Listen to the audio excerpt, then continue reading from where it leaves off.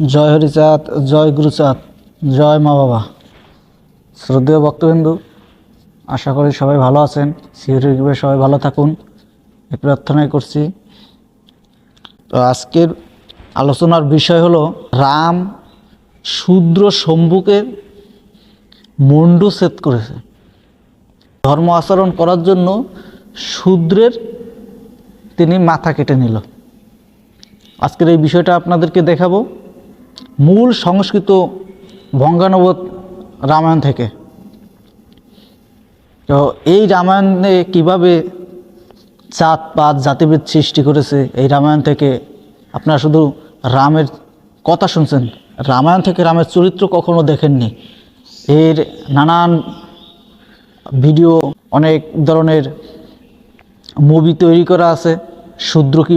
শূদ্রদের কীভাবে নিধন করেছে আপনারা দেখে নেবেন। এর প্রতিবাদ ডক্টর বি আর আম্বেদকর বাবা সাহেব তিনি করেছিলেন এবং অনুসংহিতা নামক শাস্ত্রকে তিনি পুড়িয়ে ভারতবর্ষের নতুন সংবিধান তিনি করেছিলেন।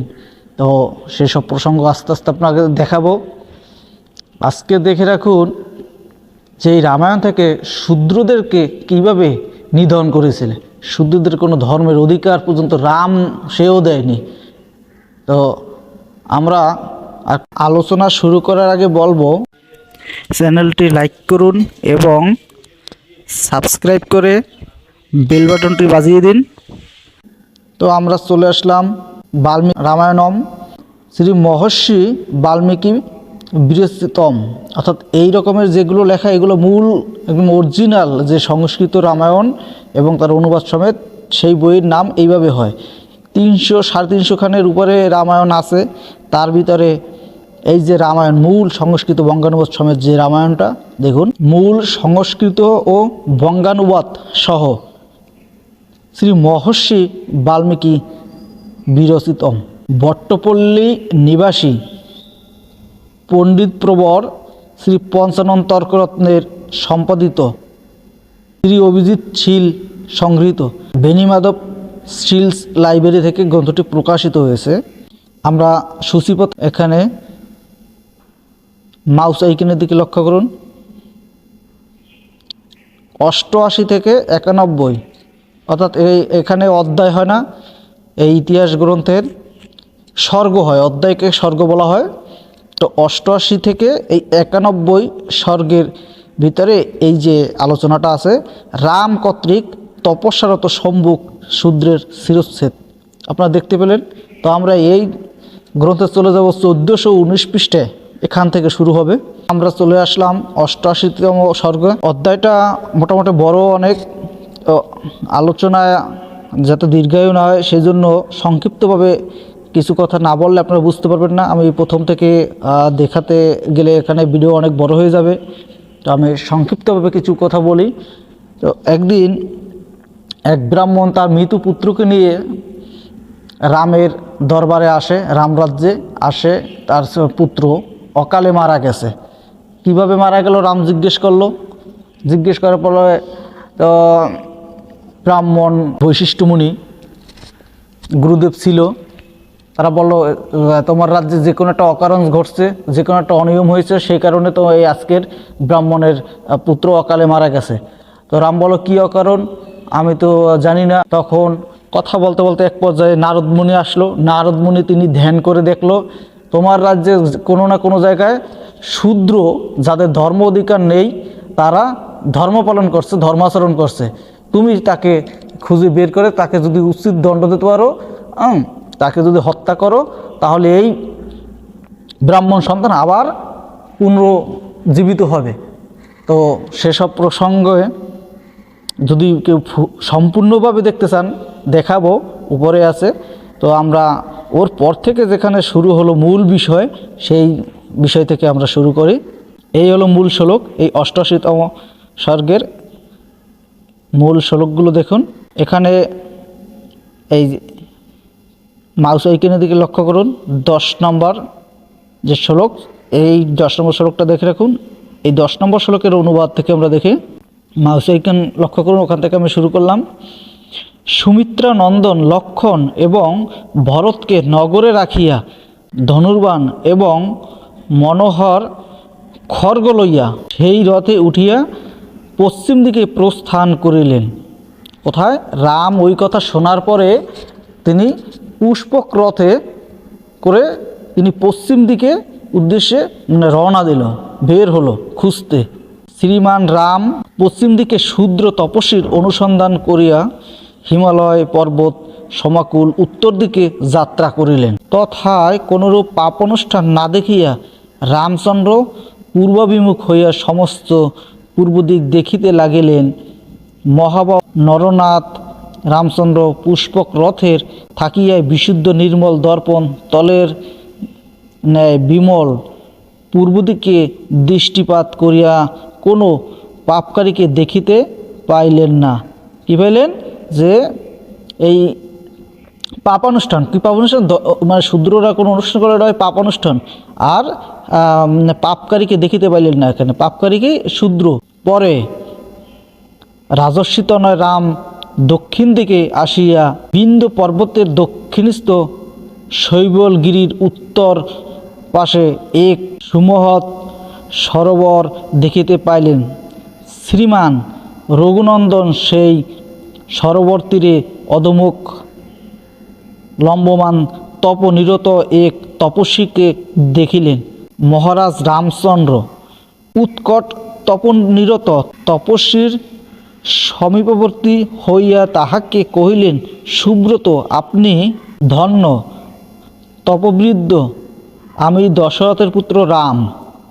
কৌতূহলবশত আমি আপনাকে জিজ্ঞাসা করিতেছি, দুর্বিক্রম, আপনি চতুর্বর্ণের মধ্যে কোন বর্ণে জন্মিয়াছেন? আচ্ছা, এখানে দেখুন, এই যে অনেকে বলে যে বর্ণাশ্রম ওভাবে হয় না, বর্ণ ওভাবে হয় না, কর্মগুণী হয়, জন্মগুণী না। তাহলে কোন বর্ণে জন্মিছে বলছে এখানে? চতুর্বর্ণের ভিতরে কোন বর্ণে জন্মিছে? কে জিজ্ঞেস করছে? রাম। আপনারা বুঝবেন এই বিষয়ে পরবর্তীতে আবার বিশদভাবে ভিডিও বানাবো আমি। আর অনেক ভিডিও এই বিষয়ে দেওয়া আছে, চ্যানেলে দেখে নেবেন। আপনি কোন বল্লাবর্থ অন্যের দুঃসাধ্য তপস্যা করিতেছেন? স্বর্গলাভ অথবা অন্য কোনো বর আপনার প্রার্থনীয়? তাপস, আপনি যাহা মানস করিয়া তপস্যা করিতেছেন আমি তাহা শুনিতে ইচ্ছা করি।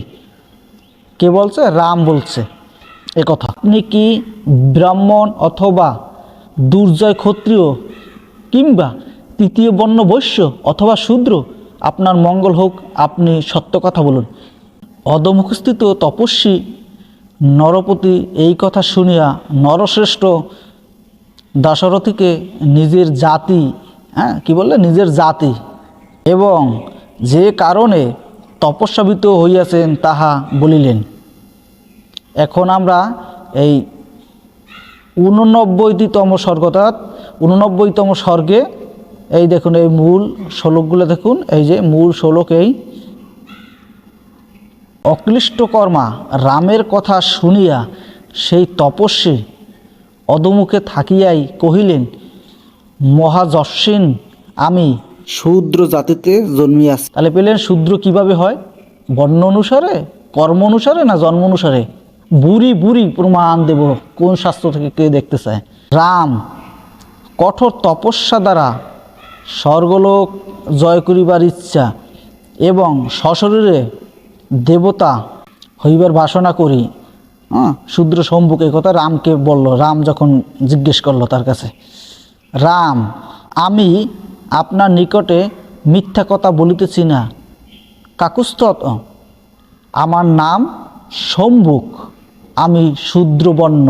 সেই সম্মুখের এই কথা শেষ হইতে না হইতেই রঘুনন্দন রাম কোষ হইতে উজ্জ্বল বিমল খড়গ বাহির করিয়া তাহার মস্তক কাটিয়া ফেলিলেন। দেখলেন, সেই শূদ্র সত্য কথা বলল। রাম জিজ্ঞেস করলো, তুমি সত্য কথা বলো নির্ভয়ে, তুমি কির জন্যই তপস্যা করো, কির জন্যই করো? সে বলল কি, যে আমি এই ধ্যানের দ্বারা, তপস্যা দ্বারা আমি স্বর্গ লাভ করতে চাই এবং দেবতার মতন সশরীরে স্বর্গে যেতে চাই। মানে তিনি জিতেন্দ্রীয় পুরুষ হতে চায় তপস্যা করে, একজন সাধু, উচ্চমার্গের সাধু। কিন্তু এই শাস্ত্রের ভিতরে আপনারা দেখবেন যেগুলো সংহিতা, যেগুলোকে সংবিধান বলা হয়, সেখানে আছে বলা যে শূদ্র যদি জিতেন্দ্রীয় হয় তবুও তিনি পূজনীয় হবে না। স্পষ্ট ঘোষণা এই আর্য ঋষিদের শাস্ত্র গ্রন্থে। তো এখান থেকে দেখুন, অন্যদিকে যাব না। সেই শূদ্র নিহত হইলে ইন্দ্র, অগ্নি, বায়ু এবং ব্রহ্মা প্রভৃতি দেববৃন্দ সাধু সাধু বলিয়া কাকুস্তত রামচন্দ্রের প্রশংসা করত অজস্র পুষ্প বৃষ্টি করিলেন। সেই দিব্য সুগন্ধি কুসুম সকল বায়ু কর্তৃক সঞ্চালিত হইয়া চারদিকে পড়িতে লাগিল। দেবগণ পরম প্রীত হইয়া সত্য পরাক্রম রামকে বলিলেন, মহামতে তুমি অনায়াসে দৈব কার্য সম্পাদন করিলে, আর নিষূদন এই ব্যক্তি শূদ্র বলিয়া তোমার হস্তে নিহত হইলেও স্বর্গলাভী হইবে না। দেখুন এখানে কিভাবে, আবার একটু দেখুন কি, যে এই ব্যক্তি শূদ্র বলিয়া তোমার হস্তে নিহত হইলেও স্বর্গভোগী হবে না।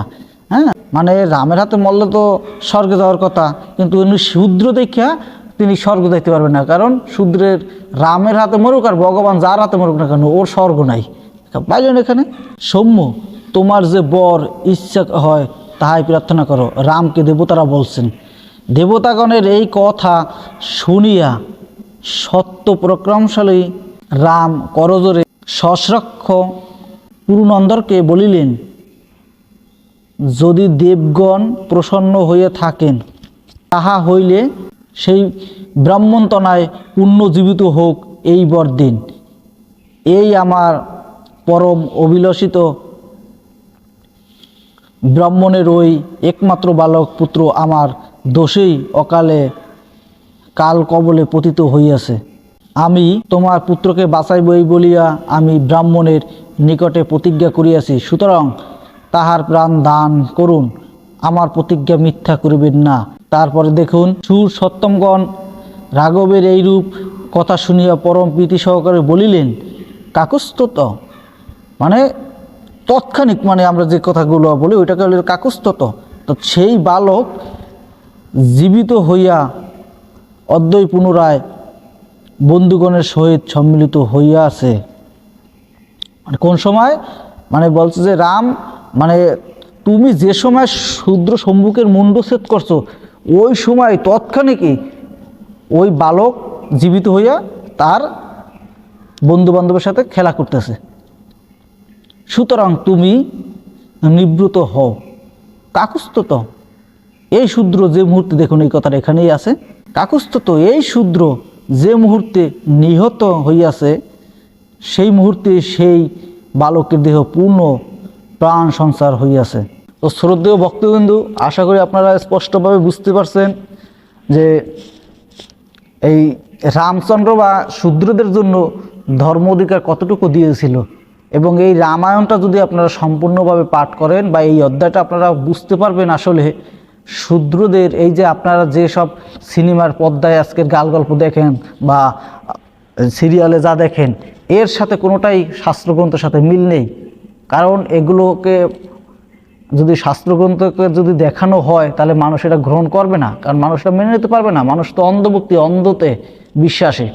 কারণ আমাদের পূর্বপুরুষদের উপরে কি নির্যাতন, কি জুলুম চলছিল, যারা মূল নিবাসী ভারতবর্ষ যাদেরকে বলা হয় ছিল আমার পূর্বপুরুষ, আপনার পূর্বপুরুষ, তাদের কি অবস্থা ছিল আজকে মানুষ ভুলে গেছে, ভুলতে বসেছে। কিন্তু এই প্রসঙ্গ দেখতে গেলে, জানতে গেলে তাহলে আপনার সেই শাস্ত্রগ্রন্থ মূল যেগুলো আছে সেগুলো পাঠ করতে হবে, জানতে হবে। আজকের এই ভিডিওটা আমি নিয়েছিলাম অনেক ভক্তের অনুরোধে, তারা আমাকে অনুরোধ করার কারণে এই ভিডিওটা আজকের করেছি। এভাবে যদি স্বাস্থ্যসম্মত কেউ ভিডিও দেখতে চান, তার নাম ঠিকানা দিয়ে পুরো ডিটেলস লিখে দেবেন, আমি তার নাম করে ভিডিও তৈরি করার চেষ্টা করব। হরি বল। আজ এ পর্যন্তই, সবাই ভালো থাকুন।